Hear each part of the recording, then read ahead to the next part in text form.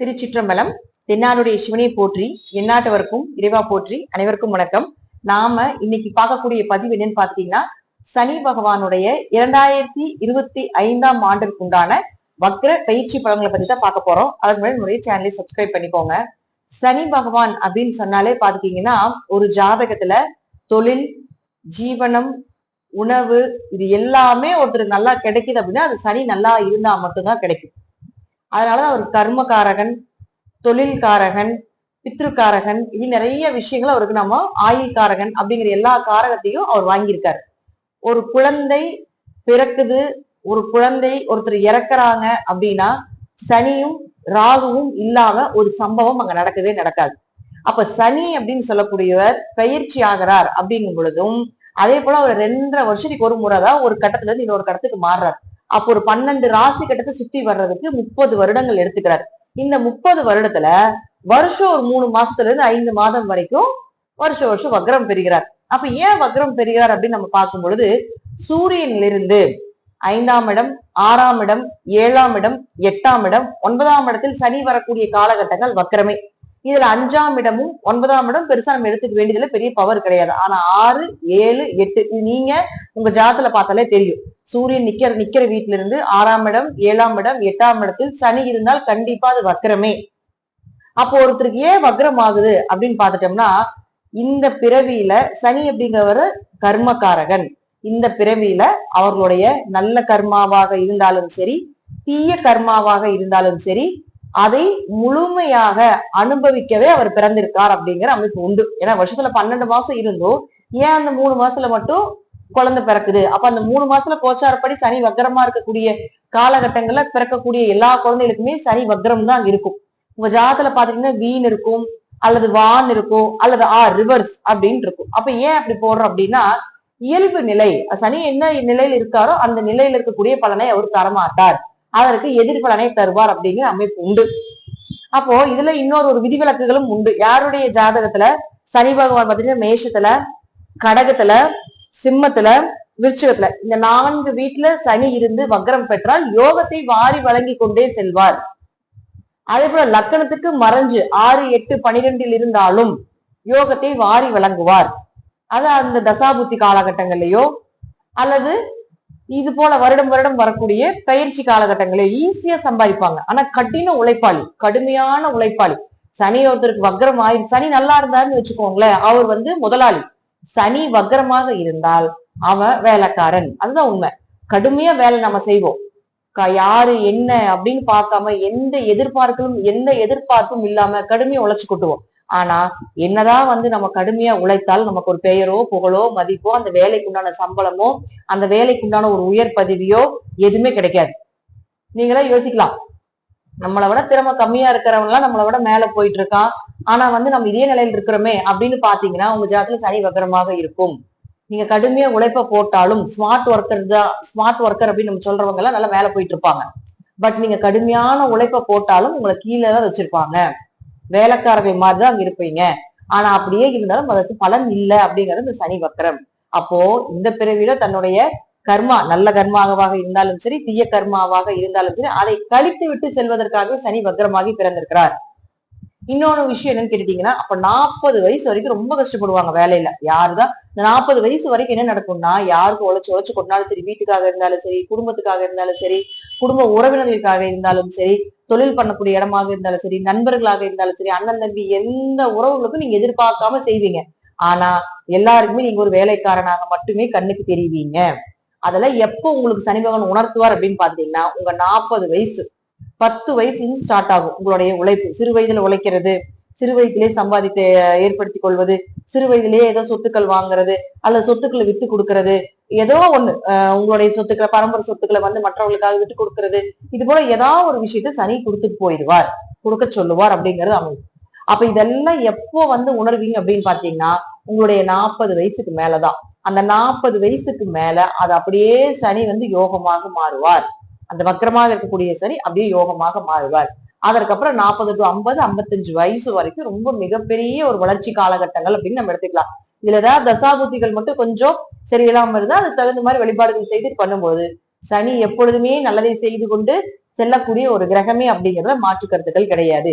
சனி நல்லா இருக்கிறவங்களுக்கு தொழில் தெரியும், ஆனா சனி வக்ரமாக இருக்கிறவங்களுக்கு தொழிலையே உருவாக்க தெரியும் அப்படிங்கிறத உண்மை. ஒருத்தருக்கு வந்து சனி நல்லா இருக்குன்னா அவன் வந்து முதலாளி. ஆனா சனி வக்ரமா இருக்கிறவங்க முதலாளிக்கே ஐடியா கொடுக்கக்கூடியவங்க, அந்த முதலாளியவே உருவாக்கக்கூடியவர்கள் அப்படிங்கிறது இந்த சனி வக்ரமானவர்கள். சோ அதனால சனி வக்ரமாக இருந்தால் நல்லதே. 40க்கு மேல மிகப்பெரிய உயர் பதவிகளும் உயர்ந்த இடத்திலும் செல்லக்கூடிய ஒரு அமைப்பை 40 வரைக்கும் அனுபவத்தை கொடுத்து 40க்கு மேல மிகப்பெரிய விஷயத்த உங்களுக்கு அவர் கண்டிப்பா கொடுத்துட்டு போவார். இப்ப நான் சொல்லக்கூடிய இடத்துல, அதாவது மேஷத்துல, கடகத்துல, சிம்மத்துல, விருச்சிகத்துல எல்லாம் உங்களுக்கு சனி இருந்தால் இப்ப சிறு வயதுல இருந்து ஒரு யோகத்தை அதை அப்படியே மாற்றி கொடுக்கும் அப்படிங்கிற அமைப்பு உண்டு. ரெண்டாவது என்னன்னா, வக்ரம், எந்த கிரக வக்ரமாக இருந்தாலும் ஒரு பிடிவாத குணங்கள், வக்ரம்னால இரட்டிப்பு தன்மை. அப்ப சனி வக்ரம்னா இருந்ததுன்னா அது உங்க லக்னத்துக்கு, உங்க ராசிக்கு எத்தனாம் அதிபதியோ அது எல்லாமே உங்களுக்கு இரட்டிப்பா கிடைக்கும். அது ஒரு பிடிவாத குணங்கள் இருக்கும். இதுல எல்லாம் பாருங்க, சனி வக்ரமானவங்க தொழில ரொம்ப பிடிவாதமா இருப்பாங்க. இந்த தொழில் தான் பண்ணுவேன், எனக்கு இதுதான் பிடிச்சிருக்குது, இது போலதான் இருப்பேன் நானு அப்படிங்கறதெல்லாம் அவங்க ஏற்படுத்திக்குவாங்க. வேற தொழிலுக்கு போய் இது உங்களுக்கு வருமானம் வரல, இது வேண்டாம் அப்படின்னு சொன்னா ஏத்துக்க மாட்டாங்க. அவங்களுக்கு பிடிச்சதை, அவங்களுக்கு செஞ்சதைத்தான், அவங்களுக்கு தோன்றதைத்தான் அவங்க செய்வாங்க அப்படிங்கிற அமைப்பு உண்டு. சோ அதனால சனி வக்ரமாக இருக்கக்கூடிய ஜாதகர் இந்த வருடம் வருடம் வரக்கூடிய இந்த 3 மாத காலங்கள்ல உங்களுக்கு யோகத்தையும் கொடுத்துட்டு போவார் அப்படிங்கிறது அந்த மத்த 9 மாதங்கள் வரைக்கும் 18 மாசம் 9 மாசம் சும்மா இருந்தாலும் கூட இந்த சனி வக்ரமாக இருக்கக்கூடிய காலகட்டங்கள்ல மிகுந்த யோக பலனை கண்டிப்பாக கொடுப்பார் அப்படிங்கிறதுல மாற்று கருத்துக்களுக்கு இடமே கிடையாது அப்படிங்கிற அமைப்பு உண்டு. இப்ப நம்ம ஒவ்வொரு ராசிக்கும் உண்டான சனி வக்ர பயிற்சி தனிப்பட்ட முறையில ஜாதக ரீதியாக என்ன பண்ணும் அப்படிங்கறத நம்ம முழுமையா பார்க்கலாம். துலா ராசிக்குண்டான சனி பகவானுடைய வக்ர பயிற்சி பலன்கள் எப்படி இருக்கும் அப்படிங்கிற நம்ம முழுமையா பார்க்கலாம். துலா ராசிக்கு இயற்கையாகவே உங்க ராசியில சனி உச்சமாகக்கூடிய ராசி. அப்ப சனியினுடைய முழு பலனும் துலா ராசிக்கு எப்பொழுதுமே இருந்து கொண்டும் இருக்கும் அப்படிங்கிறதுல மாற்று கருத்துக்களுக்கு இடமே கிடையாது. சனி வந்து சோம்பேறித்தனம், அதிக சுறுசுறுப்பும் சனி பகவான் தான். அப்படியே போட்டுட்டு போய் தூங்குறதும் சனி பகவான் தான். எதாவது இருந்தாலும் பாத்துக்கலாம், செஞ்சுக்கலாம் அப்படிங்கிறது கொஞ்சம் தாமதப்படுத்துறது, எதுலையுமே வந்து கொஞ்சம் அலட்சியமாக இருப்பது, இதெல்லாம் சனியினுடைய ஒரு ஆதிக்கமாக இருந்தாலும், சனி உங்களுக்கு இப்ப வக்கரமாக இருந்தால் அப்படியே ஆப்போசிட்டா இருப்பீங்க. சுறுசுறுப்பா இருக்கிறது, எதுலையும் முன்னுரிமையா இருக்கிறது, ஸ்பீடா எல்லா வேலையும் செய்யறது, தொழிலை பத்தி நல்லா தெரிஞ்சிருக்கிறது, இது போல எல்லாமே ஒரு அமைப்பு அப்படிங்கிறது இயற்கையாகவே துலா ராசிக்கு உண்டு. அப்போ இப்ப துலா ராசிக்கு சனி பகவான் யார் அப்படின்னு பாத்துட்டீங்கன்னா 4 மற்றும் 5ஆம் அதிபதி 6ஆம் வீட்டுல போய் வக்ரகதி அடிக்கிறார். அப்ப 6ல ஒரு பாவி இருக்கணும். 6ல ஏதாவது ஒரு கிரகம் இருந்தாதான் எதிரிகளை ஜெயிக்கக்கூடிய ஒரு அமைப்பு உண்டு அப்படிங்கிற அமைப்பு உண்டு. அப்ப சனி இப்ப 6ஆம் இடத்துல இருக்கும்போது கொஞ்சம் வயிறு சார்ந்த பிரச்சனைகள், வயிறு சார்ந்த உபாதைகள், ஏதாவது குடல் சம்பந்தப்பட்டது, இதுல எல்லாம் கொஞ்சம் கவனமாக செலுத்த வேண்டும். அதே போல கடன், நோய் வழக்கு சொல்றதுனால கொஞ்சம் கடன் சார்ந்த விஷயங்கள், நோய் சார்ந்த விஷயத்துல கொஞ்சம் கவனமாக இருக்க வேண்டும் அப்படிங்கிறதா முற்றிலும் உண்மை. இது வந்து பொதுவா நாம எடுக்கிறது, சனி வந்து இங்க இருந்தா இந்த பலன் அப்படிங்கிறது ஒரு அமைப்பு உண்டு. இப்ப கோச்சார் படி போயிட்டு இருக்குது.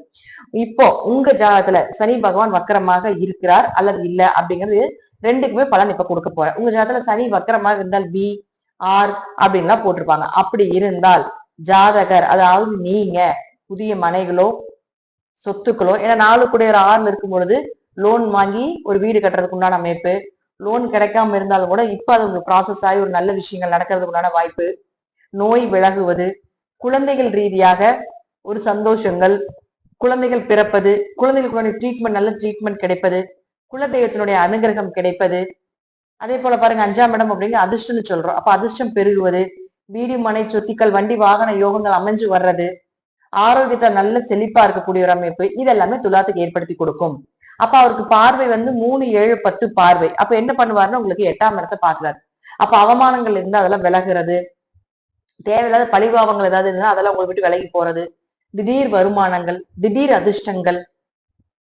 அதே போல பாத்தீங்கன்னா உங்களுக்கு 12ஆம் வீட்டை பார்க்கறதுனால வெளிநாடு வெளியூர் பயணங்கள், ஏதாவது வெளிநாடு போலான்னு இருக்கீங்க, அதெல்லாமே தடையாக இருந்ததுன்னா அந்த தடையெல்லாம் விலகிறது, உயர்கல்வி படிப்பதற்குண்டான ஒரு வாய்ப்புகள், வெளிநாடு போய் படிக்கிறதுக்குண்டான வாய்ப்புகள், நிம்மதியான தூக்கம். இத்தனை நாள் பயணத்தில் இருந்தாலும் பயணத்துல எந்த பிரயோஜனம் இல்லாம இருந்திருக்கும், இப்ப பயணங்கள் வெற்றி ஆகிறது, கணவன் மனைவிகள் அந்நியமாக வாழக்கூடிய ஒரு அமைப்பு, இதெல்லாம் ஏற்படுத்தி கொடுப்பார். அப்புறம் அதுவே பார்த்து உங்களுக்கு 3ஆம் வீட்டையும் பார்ப்பார்.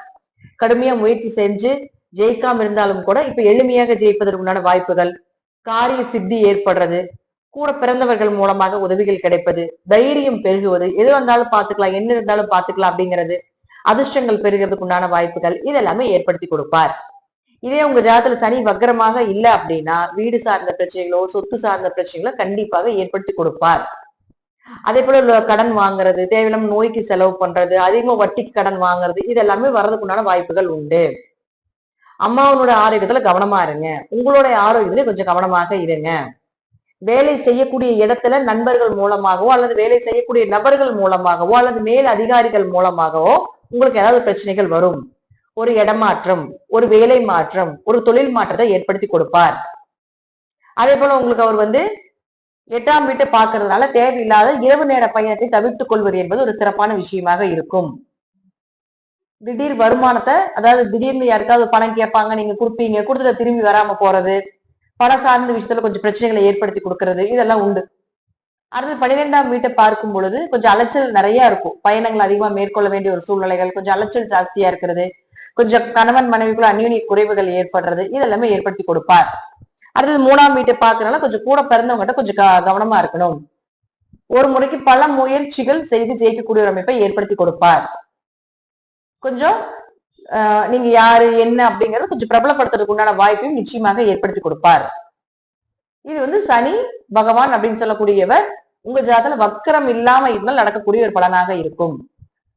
பொதுவா சனி வக்கரமாக இருந்தாலும், சனி வக்கரமாக இல்லாத ஒரு காலகட்டங்களாக இருந்தாலும், வக்கரமாக இருக்கக்கூடியவர்களுக்கு யோகத்தையும், ஜாதகத்துல சனி வக்கரமாக இல்லாம இருக்கக்கூடியவர்களுக்கு ஜூன் 13ஆம் தேதியிலிருந்து நவம்பர் மாசம் 28ஆம் தேதி வரைக்கும் கொஞ்சம் கவனமாக இருந்து ஹேண்டில் பண்றது கொஞ்சம் சிறப்பான விஷயமாக இருக்கும். இது எல்லாமே உங்க ஜாதக ரீதியாக, கிரகங்கள் ரீதியாக நான் சொல்லக்கூடிய கருத்துக்கள் சிறிது மாறுபடலாம். இறைவனுடைய அருள், அதே போல இறைவனை சரணாகதி அடைபவருக்கு எந்த கிரகங்களும் அதிகமாக அவர்களுடைய வேலைகளை தீயதாக செய்வதில்லை அப்படிங்கிறது முற்றிலும் உண்மையான ஒரு விஷயம். நன்றி. மீண்டும் ஒரு நல்ல பதிவுல சந்திக்கலாம். திருச்சிற்றம்பலம், தில்லையம்பலம், ஸ்ரீ நரசிம்ம திருவடிகளே சரணம்.